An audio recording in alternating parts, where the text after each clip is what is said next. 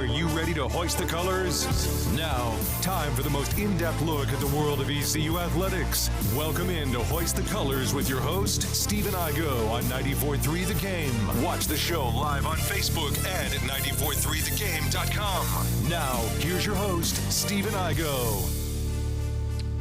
All right, welcome into this edition, Tuesday, May 23rd edition of Hoist the Colors. It'll be a shortened edition of the show because ECU baseball about to get underway in Clearwater, Florida. They're taking on the USF Bulls in the American Athletic Conference Tournament Championship opening rounds. UCF just beat Cincinnati via a walk-off home run in the bottom of the ninth after Cincinnati tied it in the top of the ninth with a two-run homer. So, a lot to look forward to. We'll get you to Scooter, Scott Rogers here in a little bit along with Coach O down in Clearwater, but we got about 17 minutes to bring you our take on the tournament, on the game as well. We were scheduled to have Mike Oresco on the show, just to take you behind the curtain a little bit. We didn't know how long or short this show was going to be, so we talked to Mike Oresco this morning for about 30 minutes. We're going to air that interview likely tomorrow. If not tomorrow, then Friday. But we'll get it in this week. We're going to try to fit it in tomorrow. I just got to change some things around with another guest. But we'll keep you guys updated there. But we're talking baseball today for the next 15 to 20 minutes. Philip Pilkington is in studio. And, Philip, we saw an exciting first game of the tournament. And we know that if ECU proves victorious, they will face off against UCF in a winner's bracket game Thursday. If they lose, they're going to have to face the Cincinnati Bearcats tomorrow in an elimination game.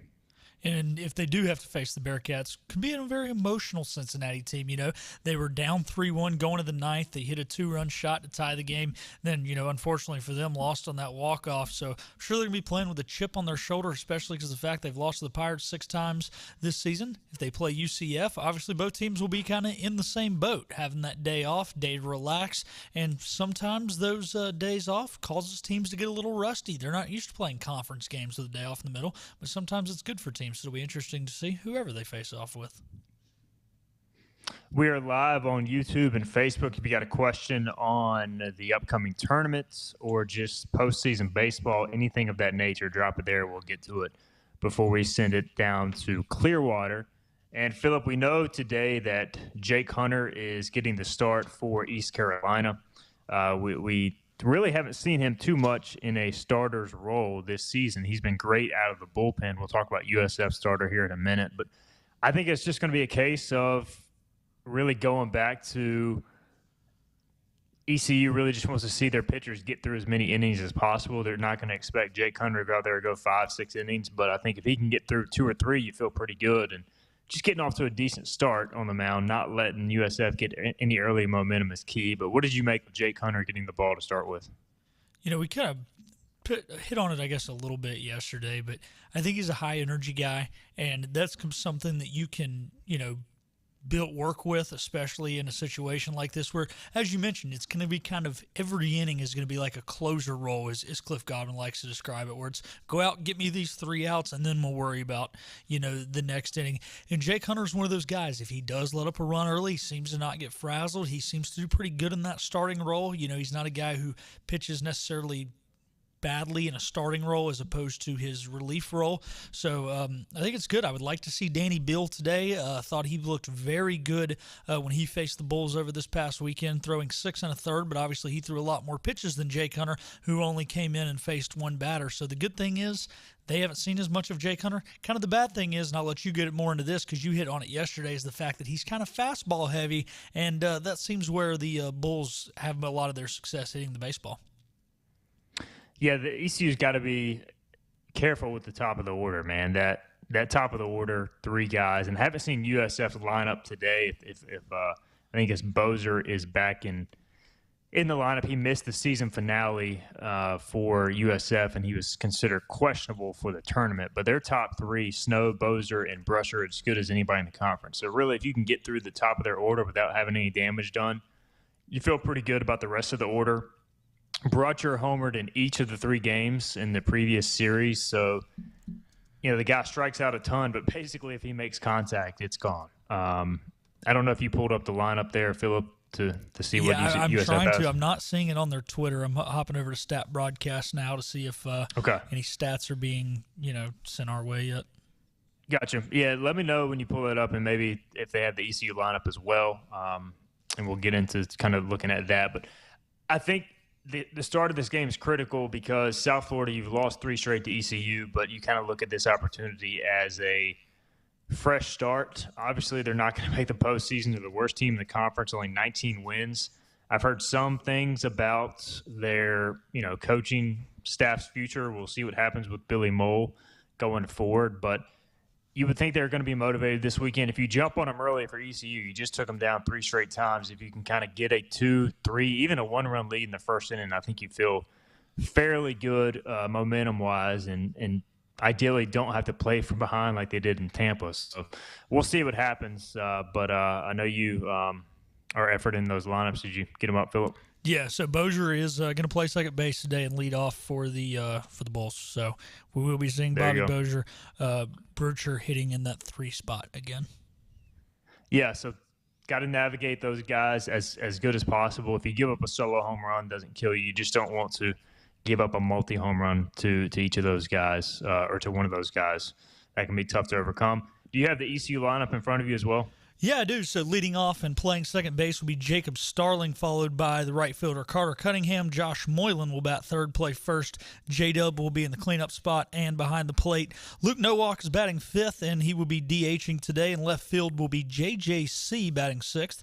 And then batting seventh, playing third base, Alec Makarevich. Joey Barini will bat eighth and play short. Lane Hoover back in that double leadoff role, as Coach Godwin likes to call it, batting ninth, playing center field. Obviously, Jake Hunter on the mound. There's your starting lineup for East Carolina, and I think a good starting lineup. I like Starlin in that leadoff spot now that he's back healthy, and Hoover in the 9-hole makes sense if he's not in the 1 or 2 hole. I feel like it's a good fit, and I know he had a hit or two in the season finale after struggling a little bit last week. But I feel like this is one of ECU's best lineups. Philip, what do you think? I think it definitely is. The day that we were talking about the home run threats for ECU and how, you kind of got JJC and Moylan, but you don't have a true home run threat. And I brought up that one of the most threatening guys in the lineup can be Lane Hoover because he can get a rally started. And that's what I love about him in this 9-hole. He's almost batting one more spot ahead of all the great hitters in this lineup. And I like him in that 9-hole. He seems to thrive well in there and, get some speed on the bases before Jacob Starling, who makes good contact with the ball. So, yeah, I enjoy it. I think it's a good lineup. Interesting to see JJC in left field, though, as opposed to right. That was a little bit of a kink in things, but we'll see how he does out there.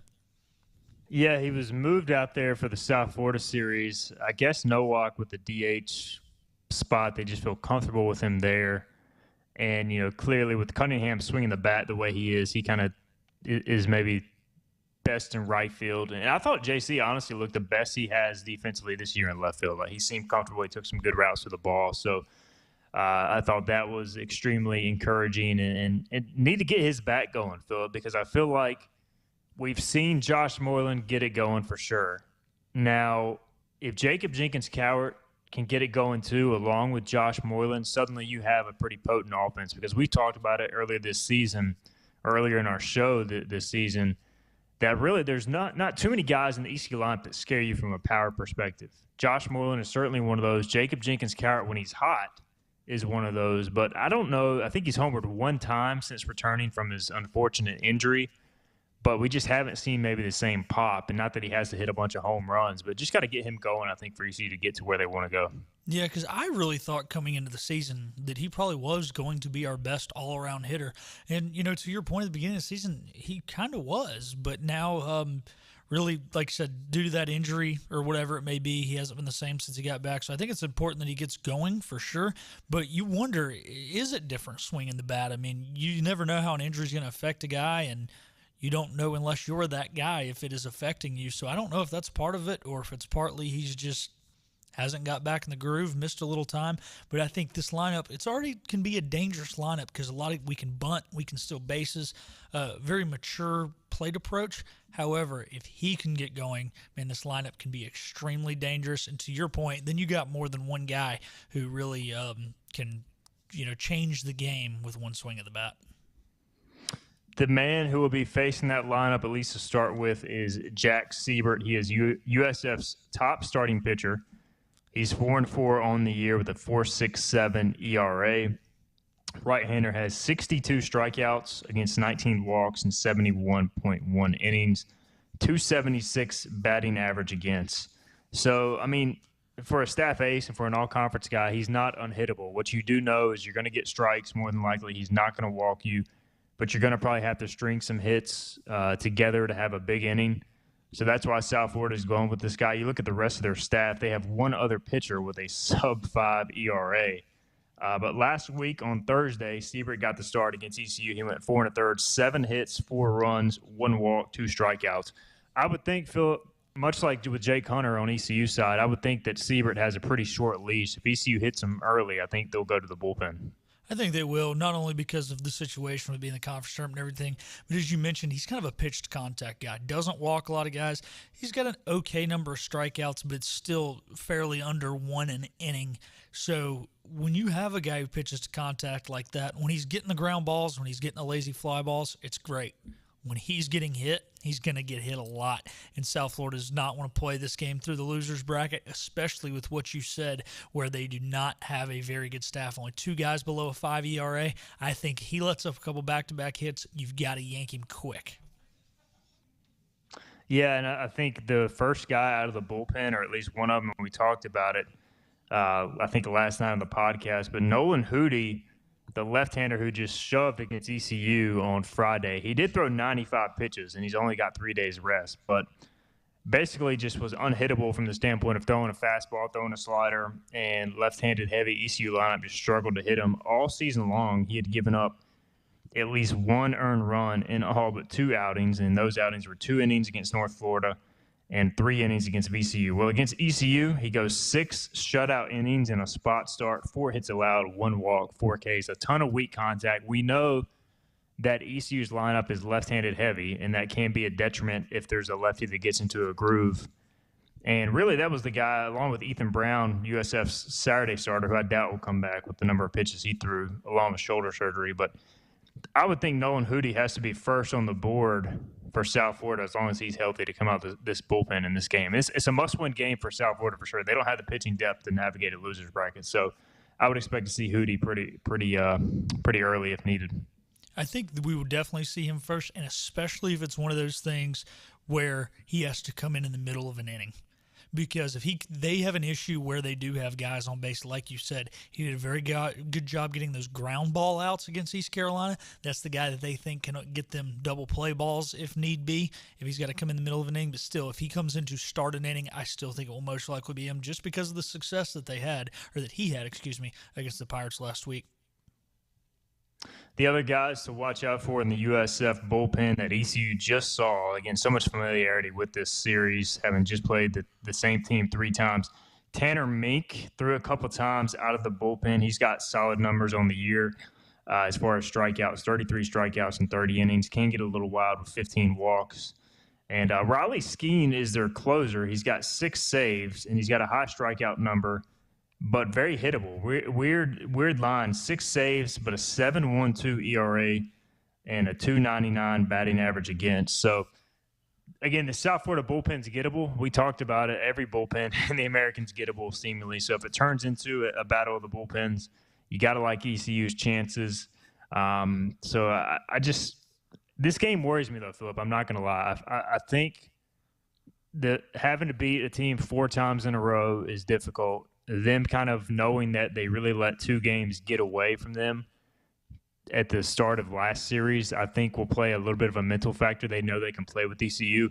And for me, if East Carolina is going to win this tournament, they got to win this game. I mean, maybe that's the obvious, but I just think the pitching sets up so well after today. If they can take care of business today, you can kind of get back into a normal pitching routine the rest of this week. So even if it's ugly, I think ECU's got to find a way to pull off this game today, get tomorrow off, and then come back Thursday. Because if you lose and you got to come back on short rest with a fatigue staff, you could be 2 and done pretty quickly.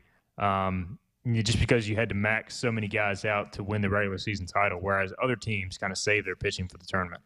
They did. I guess the one perk to that would be it was a Thursday through Saturday series, but like you said, a lot of pitches from Danny Beal. Carter Spivey came in through 5 innings. I guess it was only 50-some pitches the other day, but still through 5 innings. Trey Savage through 4 innings. So it would be very big to have tomorrow off. Also, just in the fact that you would ideally like to only play 3 games here between now and Saturday, so you're as rested as you can be for Sunday as well, and give yourself the best chance to win that on Sunday. Because the reality is, if you don't win Sunday, the committee's not going to fare very well for you, probably. A couple more minutes, and we got to get it out to Clearwater for the broadcast. Is it 12:37 is the first pitch? Yep, 12:37 is the first pitch. Time? The coverage will start at 12:20 with Scooter and Kocho.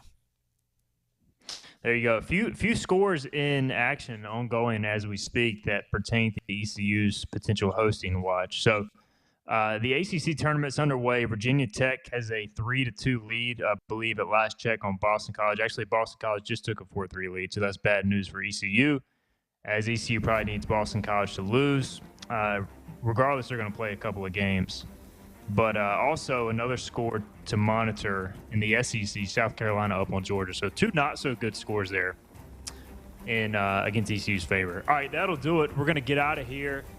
We'll be back tomorrow with Anthony Broom to preview Michigan, and also Mike Oresco from the American Athletic Conference, most likely tomorrow as well. We'll head out to Scott Rogers and Clearwater on the other side. You've been listening to Hoist the Colors on 94.3 The Game. This has been Hoist the Colors with your host, Stephen Igo. Tune in weekdays at noon for all things ECU sports. Get a recap of the show at 943thegame.com, on Twitter, Facebook, or anywhere you get your podcasts. We're back tomorrow with more of Hoist the Colors on 94.3 The Game.